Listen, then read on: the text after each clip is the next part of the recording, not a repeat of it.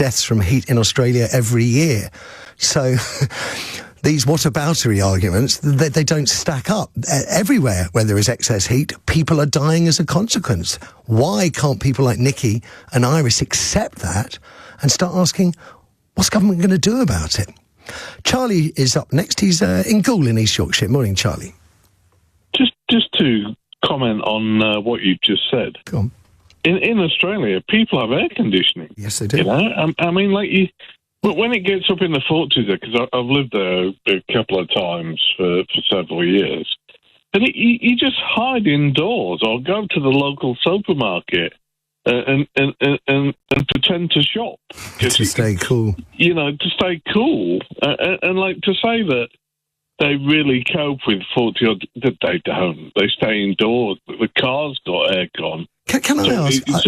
I don't know how old you are, but can I just ask what? Just a bit younger than you, 57. Okay. So, what, your take on, because I've got, like, Elliot, so he's in his mid-20s, so when we're talking about British summers, he doesn't remember the 70s, he doesn't remember the heat wave of 76, he doesn't, the persistent, miserable, horrible rain-lashed summers of the 80s and 90s, of all my summer holidays in Devon and Wales as a child. Rain.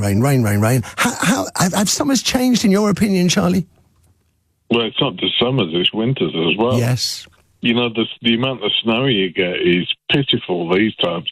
Like in the old days, we used to quite regularly, almost once a year, skive off a day off school because we couldn't get there, or the boilers were frozen. Yeah. You know, and summertime, well, we never got temperatures in the 40s. I mean, my Australian mates used to take the mickey out of me and saying, "Well, our winter temperatures were the same as your summer." It was a rare day. It was a rare day. It got to the 30s, to be absolutely honest.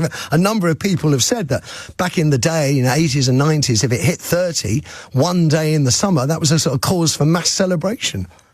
That's true.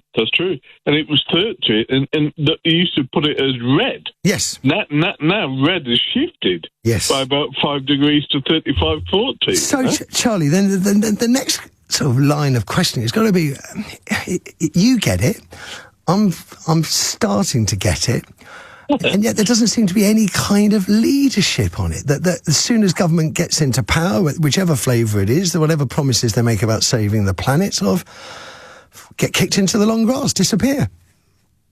Yeah, I can see the point of this Ed Miliband. Yeah. Ed Miliband thing. The thing is, if you're paying other countries to be not carbon friendly to get your stuff in, whatever it is, if it's steel or what, so I can see a point there, but that's only a minor point. Surely we should be forcing the issue and trying to make, fossil fuel more expensive so people go away from it to electric vehicles. By the way, have you bought yourself an electric vehicle yet? No.